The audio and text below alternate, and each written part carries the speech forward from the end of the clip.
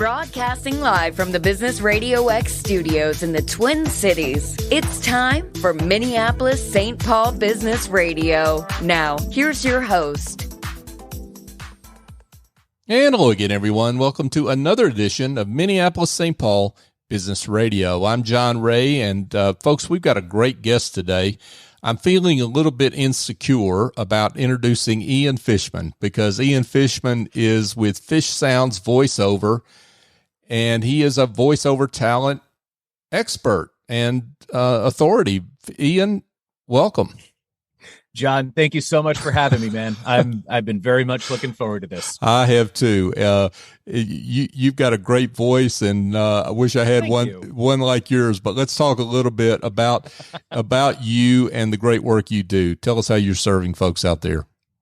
Sure. So I am a full-time voiceover actor here in Minneapolis, Minnesota. I help companies with commercial voiceover, broadcast, and automotive. I do a lot of narration work, e-learning, corporate narration, explainer kind of voiceover work as well. Even some phone tree work, occasionally video games and cartoons. Really kind of wherever I need to be is where I try to be. I love it. Talk about your talent. Your voice talent. How did that develop for you? I mean, how did you know you had this talent? Sure. So my background is actually as an actor. I got started in New York, going through an acting program at Pace University. Mm-hmm. And with that, I started getting really into comedy stuff. And in making sketch comedy, I realized very quickly how much I really liked doing the voiceover for whenever we were doing commercial parodies. And then from there, it kind of grew into this like, well, wait a minute. If I really like making fun of it, maybe I should try actually doing it. And so, as I was working the acting circuit in New York, started taking classes with agents and casting directors wherever I could, built out my studio slowly but surely, especially as I moved out to Minneapolis, mm-hmm. Started getting representation, and then just slowly but surely built my business from there. Wow, that's great. Now, are you from the Minneapolis area? No, originally I'm actually from Massachusetts. Oh, okay. The accent only comes out after I've had a few drinks or when I'm back around friends of mine from that area. But yeah, Minneapolis is not where I thought that I would end up, but I'm really, really happy it is. My wife and I have been out here for a little bit over a decade now, and it's such a wonderful town to live and work in. We're really, really loving it here. That's awesome. That is awesome. So talk about I guess the different kind of places your work shows up, whether it's TV, radio, commercials. Talk about where we can hear your voice. Sure. So as I mentioned at the top, there's a lot of different areas in which voiceover kind of permeates throughout society and really throughout like a business's promotions. There's the classics of doing commercial work. And you'll hear me on TV, you'll hear me on radio, you'll hear me on streaming audio and such all the time. Mm-hmm. But then there's also there's more internal stuff. There's more B2B work. There's more corporate narration things. Things like event intros. Things like explainer videos for when you need a little bit more time than you would have in a commercial where you're not really trying to sell something, mm-hmm. but really just kind of need to explain a concept in a low key, easy to understand manner. I show up in a lot of those. I actually show up doing a lot of phone work. A lot of the thank you for calling XYZ offices. If you'd like to leave a message, press 1. Otherwise, please hold. Like that kind of stuff. Gotcha. Most of what I end up doing is I'm an elder millennial. And as you can kind of tell from how I sound too, a lot of the things that I do are really just being that warm, friendly, upbeat, genuinely nice next door neighbor kind of sound. There are other things that I can do within my repertoire too, but a lot of the things that I get hired to do tend to be within that kind of range. Because, if you think about it, if you're going through, let's use e-learning as an example. If you're going through an hour and a half course, where you've got 14, 15, 20 different modules and you're learning something and you're just sitting there grinding it out, having somebody who is upbeat and friendly walking you through it makes it a little bit easier to keep on going and to keep paying attention.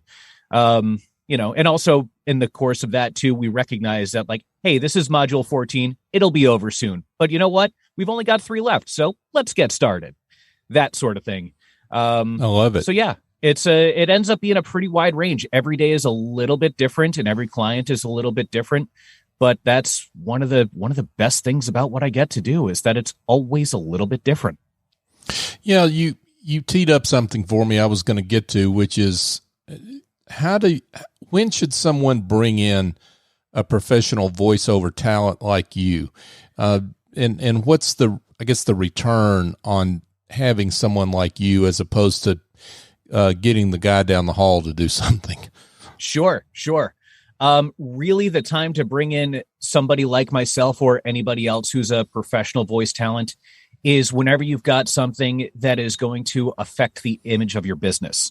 A really good way to think about it is almost like a business card or a website, where you could just put something out there. You could just put a business card together and use something free from Vistaprint, they do great work otherwise. But, I feel like everybody knows that really basic business card, and you kind of immediately go like, oh, well, that's all that I get. Or, somebody going to somebody's website and, it's 2022, hiring a good designer doesn't take all that much. There's a lot of great web designers out there, but you see a site that's kind of lackluster or hard to understand, and it kind of turns you off. Mm-hmm. So anytime that you want to impact your audience with audio in a positive way, it is so worth just reaching out to the person who does it professionally, who can help you match that sound. And even if it's not something that is just like, the warm, friendly, upbeat guy next door kind of a thing that would be answering your phones,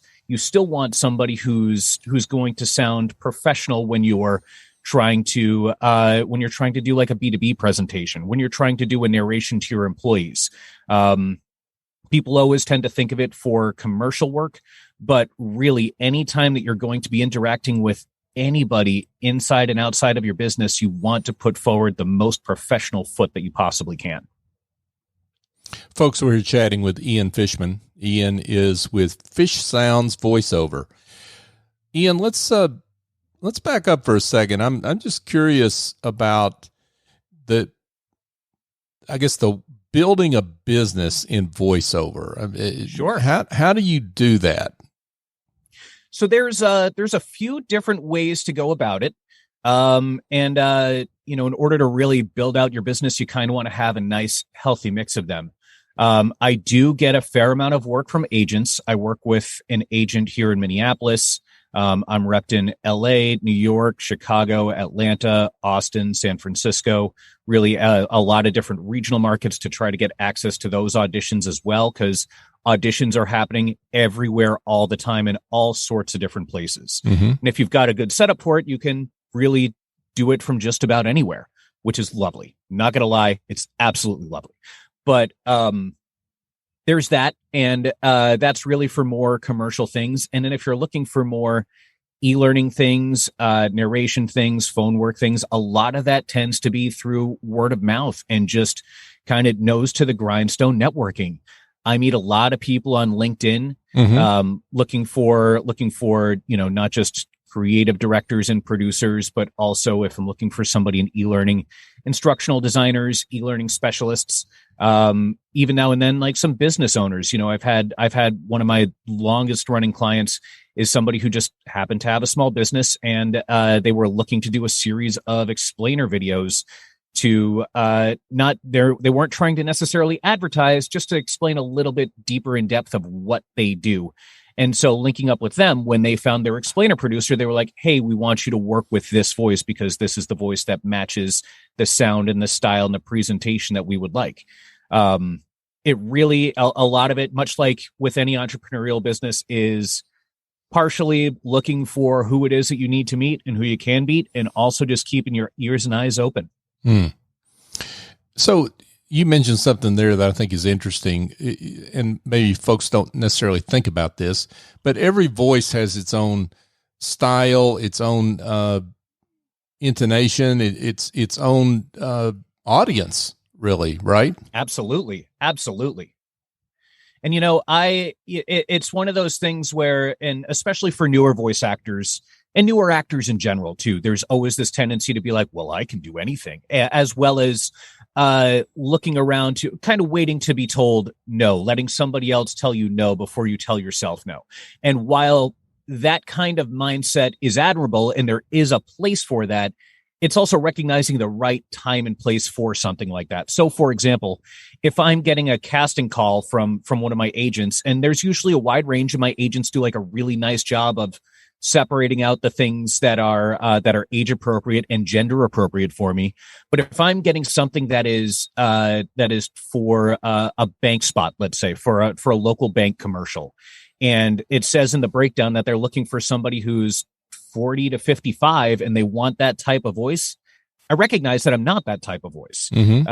I'm 37, but I tend to sound at a fair amount younger than where I actually am, also by nature of being a millennial.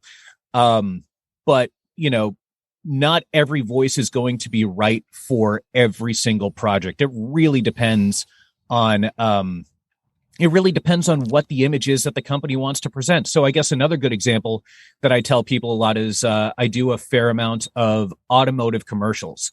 And those, everybody thinks of like the high energy sales of, come in today and it's only $17,393 or whatever it may be. And I know that I fit in that, but I don't fit for all automotive commercials. You're never going to hear me doing the voice of like a heavy duty Chevy pickup truck. You're just not. And that's okay. Like, I can make fun of that guy, but I know that I'm not that guy. I'm who you tap when you want a Kia. Yep. Gotcha. And typically the selection of voice talent is made by an agency, or they're going to select several and let the client pick or something like that. Is that right? That's typically how it goes, so just numbers wise, if I'm up for an audition, I'll do anywhere from typically 4 to 12 a day. Mm-hmm. And for an audition, you're up against anywhere from really about 40 to 50 people to up to a couple thousand. Wow. And it all depends on what the scope of the project is. If we're doing that theoretical local bank commercial that I mentioned earlier, if I'm getting that out of Minneapolis and they know that they want somebody who sounds roughly like me, my competition is probably about 40 to 50 fellow voice talent who are local, who all sound within that same range. And they're listening for who connects best with the script, who connects best with the image that we're looking to present, who is showing the best range, and will therefore be directable when we've got them live on the booth. But if I'm up for a national commercial, like if I'm doing something for like a really big soft drink company, I'm up against probably at least 1,000 people, maybe even 2,000 people, because if they're doing a national search, that means that they're not just looking here in Minneapolis, they're looking in Chicago, New York, LA, Austin, Atlanta, San Francisco, everywhere. Right. And so by that point, you've got a statistically better chance of not being heard than you do of booking it, and statistically by quite a bit for that. So then it's looking for ways to, again, sound like you can connect with the copy, or rather to genuinely connect with the copy when you're sending in your audition, to sound like you're actually going to be fun to work with, to be directable. Cause again, like I recognize that as a 37-year-old male, there's a fair number of people who sound like me, but everybody's got their own unique spin on the acting aspect and what they're going to be able to bring to the table. And those are the things that really make you shine. Ian, let's talk about, I guess, the trend in voices and the kind of voices that get selected for commercials and voiceover work in general. How has that morphed and changed over the years? Oh man, I geek out so much talking about this because it has changed so much. What a lot of people think of when they think of voiceover is they think of, big booming voices and that whole like in a world thing that was happening, which again, like you say those three words, it doesn't matter how good or bad you are. It's almost like a Bob Dylan impression. It doesn't matter how good or bad it is. You know exactly what it is when you hear it. Right. And those styles have largely gone away. And a lot of it is because as millennials have become the more coveted demographic, millennials as a whole don't really like to be sold to. They like to be talked with. And advertising has really started to reflect that. So you'll still get a pretty wide range of styles depending on who it is that you're targeting. But the days of the big booming announcers and the Sunday, like that stuff is pretty much over unless you're making fun of it, because now it's so much more of setting the casual tone, the just two friends talking to each other in a coffee shop, and then trying to work it into a natural form of, like, hey, you know what? I can tell that you've really been having some trouble with your credit lately, but have you looked at Capital One? Because they have helped me immensely. Like, their copy is obviously going to be better than that, but it ends up being so much more of an intimate chat style than it is listen to this amazing product that we have. So even though it's by definition a commercial, whether TV or radio, is one way, it really invites the chat. It invites the interaction, even though, again, the voice is one way. Absolutely. And, you brought up a really great point too, which is for a radio style, it's definitely going to be different than a commercial style, where you can have the same voiceover actor, but if you're doing a broadcast commercial, if you're doing a broadcast commercial, you've got visuals to work off of. Mm-hmm. And so for something like that, like, you can set it to be much more intimate. Whereas with a radio commercial, it still tends to be that much more one directional. Here's the thing that I'm going to tell you about. Go check it out. Go to www.whatever.com or give us a call and we'll help you out, whatever it may be. And then you get into like podcast advertising and streaming advertising. And that is so much more close because, again, thinking about the setting, it's not just like, if you're doing a traditional radio spot, you're coming through a car stereo. If you're doing a podcast spot, you're coming into somebody's headphones and they're already at that set volume. You're interrupting their show. You're interrupting whatever it is that they're listening to be like, hey, have you thought about hamburgers lately? So in order to try to make it more seamless and to make it less offensive to interrupting their program, it's a real concerted effort to be gentle about it and to have a much more intimate, quieter style to really connect with somebody. How has your background in comedy affected your voiceover work today? It is one of the things that I am so grateful that I spent so much time doing it, even though it made me very little money working specifically in comedy, because it really helps me find new perspectives for making copy pop. And so what I mean by that is that, if you're getting just some run of the mill copy about, again, using that, I'm not trying to rag on any local bank, but like using that local bank kind of a thing that everybody knows that style. With a comedy background, it's a lot easier to think about not just the perspective of the person who's telling that copy or who's sharing that copy, but also to think about who it is that you are relating to, as well as you're able to look for other connections. You can find jokes in there that weren't necessarily meant to be in there. You can find other ways to make an ear perk up and to do it in a natural way.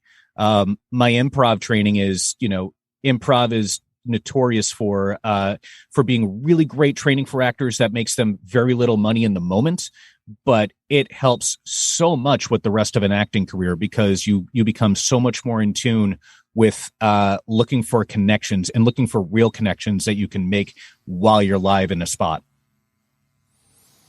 Okay, I've got to ask, Ian, I see in the show notes that you're a human puppy. Now you've got yes. I have got to hear more about that. My wife started calling me that first. Okay. By human puppy, I mean, I am a big, loud extrovert. I really, I do my best to live in the moment. I'm also 6'4" and over 200 pounds. And I am often not too aware of my space, of the space around me. And I tend to be fairly loud in public settings too. And it's not something that's where I'm doing it to like intimidate anybody or anything. I'm just a big loud dude who is often unaware of what else is going on around him. I love it. Yeah. Yep. Well, that's you could be called a lot worse, and that's a pretty good. If you're going to be called anything, human puppy, I think sounds pretty good. So that's great. Yeah, I'm not complaining. It's again, my wife was the first one to call me that. I was like, that fits my personality really well. That's awesome. Well, I would love it if it's appropriate, maybe you could share a success story, a project, or an engagement you're particularly proud of. Sure. So there's a couple different things that I'm really proud of, and one is like very specific to voiceover, and one is not. It's more specific to comedy. For voiceover, I got to do a number of videos for Hormel a couple of years ago, and frankly, so the whole crux of them was all about their pepperoni, and specifically like the ways in which their pepperoni makes pizza better. And I am such a pizza enthusiast. And as I was going through the audition for it, it's fairly dry copy, but they're working a little bit of snark and they're in a little bit of fun. But in getting the copy and in going into my audition, I didn't even have to try, because it's just me geeking out about pizza. Like, yeah, I'll talk about pizza for an hour and a half. Let's just do it. Like, I do that anyways. I've been told to shut up about it before. So it's one of those where I just kind of like happen to book kind of a perfect gig for me, just based on the things that I'm already into and geeking out about. And then the other one is, for about 3 years, from 2015 to 2018, I was the artistic director for a live local late night show called Late Nights Minneapolis. It was like a live local Conan, where we had, two hosts doing monologue jokes and sketches. We had guests each week. We had a full band that was with us. And that has always been my dream to make something like that come together, because I love those old late night shows. I am a huge fan of Letterman back in his heyday, Conan now. And really though, being able to do something like that with 15 to 20 of my closest friends for 3 years on what ended up being a more grueling work schedule than we had planned. And honestly, to come out of it as friends, we're still friends. To have been able to put all of that together and to still want to see each other and be around each other. Because most comedy projects, you don't get to do that. By the end of it, you're like, I don't need to see you for years, if at all, ever again. It was really rewarding to build something that was genuinely what we all wanted to do, and putting out the show that we wanted to put out, and the style of comedy that we wanted to do. And then at the end of the day, like, we all still love and care about each other and still want to hang out. It's wonderful. That's great. That's terrific. Ian, this has been great. I want to get to a couple other quick questions before we let you go and get back to the great work you're doing. Let's just go to 40,000 feet and talk about the power of a voice and what a voice means in terms of being able to reach people, to move people. I mean, as humans, there's a reason why this is the way that we've evolved to primarily communicate. It's direct, it's to the point. Language is such a beautiful thing as it is. I think that at the end of the day, it lets you marry your personality and your intention in a way that you really just can't otherwise. You can kind of get there. I mean, you can get there in a certain sense with writing. But I think that's I think that's one of the things that's most interesting about where AI voices are going, is, being able to being able to help people who need that, who for one reason or another have lost their ability to communicate in that way, and hearing the way that AI voices are starting to really be able to develop personality and timbre, and it's really fascinating, being alive at a point where we're able to kind of give those gifts back. It's just such a neat thing. I think that's my answer to that. Yeah, that's great. Yeah. Well, Ian, this has been terrific, and I can't imagine. Likewise. Yeah, thank you. And I can't imagine there aren't some folks that would like to learn more about what you do, and maybe how you could be of help to them. So let's give them directions on how to get in touch. Sure. Thank you. My website is fishsoundsvo.com. There you can hear all of my different demos, see a bunch of work that I've done, hear, some good range of stuff. If you're looking to get into voiceover, I also have a pretty detailed list of resources that are up on my site, for anybody who's looking to get started and to take a class or needs help with a home studio or anything like that. I also do a fair amount of voiceover business coaching. So not so much performance as far as what you're doing in the booth, but how to network and how to build your business, how to make it sustainable, what things to look for and to look out for. And all of that information is on my site, fishsoundsvo.com. Feel free to email me directly. I'm at ianfish@fishsoundsvo.com. And then I'm big on LinkedIn. I try to be very easy to find on LinkedIn, so just Ian Fishman. And then you can also find me on Instagram, where you can see a really nice little sketch comedy series, actually, of me as a number of human puppies. And that's at Fish Sounds VO is my handle for that. We'll be checking that out, definitely, for sure. Ian Fishman. Folks, Fish Sounds voiceover. Ian, this has been fun. Thanks so much. John, thank you so much for having me, man. This has just been a blast. Thank you very much. Thank you. Hey, folks, just a quick reminder.